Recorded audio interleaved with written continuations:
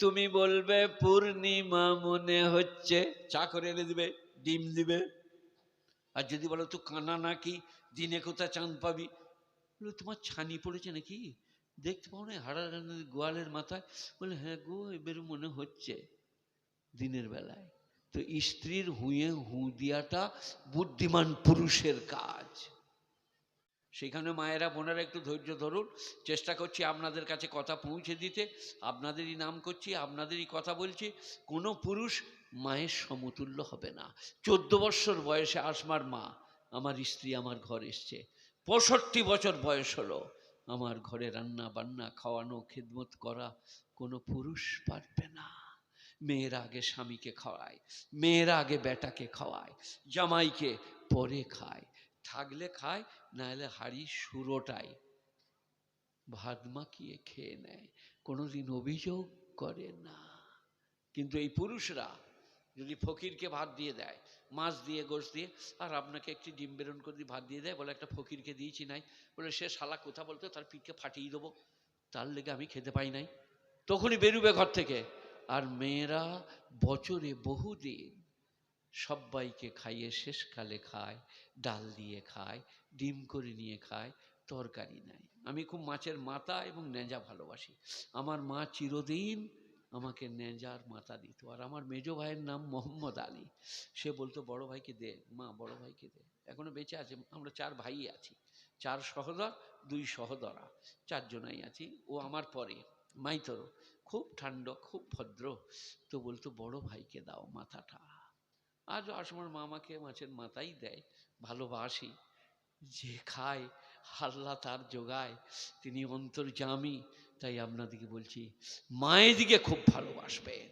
পেটে বাচ্চা ধারণ করে, মৃত্যুর সঙ্গে সংগ্রাম করে আপনাকে ছেলের বাপ করেছে, আপনি বলছেন আব্বাজান সোনা লাল দিয়ে কোলে নিচ্ছেন, কিন্তু ওই ছেলে কুচিবেলায় মায়ের আঁচলে প্রস্রাব করেছে, মা এরম করে ঢাকা দিয়ে ভাত খেয়েছে, ছেলেটাকে ফেলে দেয় নাই।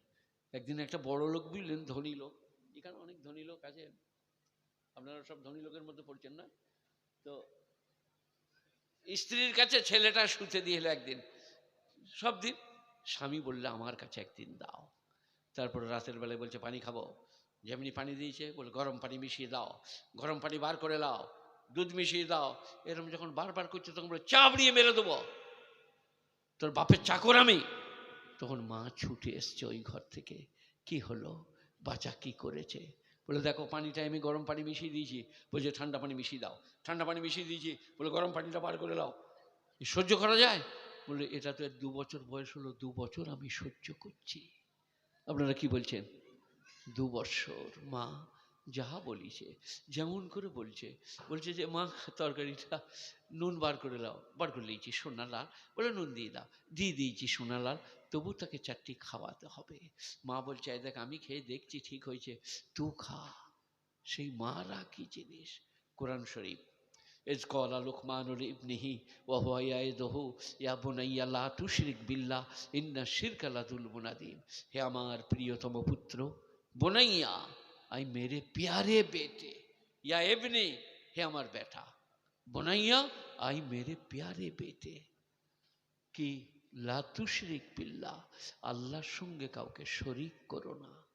আমি মৌলভী শওকত ইবনে আব্দুল করিম, আবার আমার সঙ্গে আপনাদের দেখা হবে কিনা জানি না, কসম আমি খাই না, কসম খুদার করে বলছে, যদি শিরক না করেন একদিন না একদিন জান্নাতে যাবে। শিরক করলে কোনো রাস্তা থাকবে না।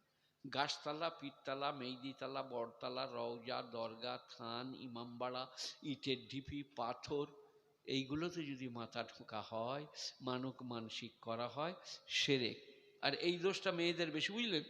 মেয়েরা একদিন ঘাটে সব থালা ধুতে গিয়েছে 3-4 জনা, আর একটা বিড়াল কুল গাছ ছিল একটা ঘাটে, তার শেকড় থেকে বেরিয়ে মেরে দিলে ছুট। বলে কসম খুদার বোন, পিসাব বেরিয়ে ছুটলো। তারপর দিন থেকে কুল গাছের গোড়ায় পোলাও আর মুরগি রান্দা, লে খা লে মানুষ। কুল গাছ বললে শালা আমি কি দোষ করলাম, এইগুলো সুরত জ্বালাই তো আমি মরে যাব। মেয়েটা বললে কসম করে বলছি বোন, পিসাব বেরিয়ে ছুটলো, একটা বিড়াল বেরিয়ে দৌড়লো। তো মেয়েরা মানে আজীব গরিব, সেই কারণে আমার ওয়াজে আছে, দেখবেন আমার ওয়াজ, আগেকার ওয়াজগুলো শুনবেন, কি আছে, স্ত্রী যদি বলে দিনের বেলায় চাঁদ উঠেছে, তুমি বলবে পূর্ণিমা মনে হচ্ছে, চা করে এনে দিবে, ডিম দিবে। আর যদি বলো তো কানা নাকি, দিনে কোথায় চাঁদ পাবি, বলে তোমার ছানি পড়েছে নাকি, দেখতে পাও না হাড়া গোয়ালের মাথায়, বলে হ্যাঁ গো এবার মনে হচ্ছে দিনের বেলায়।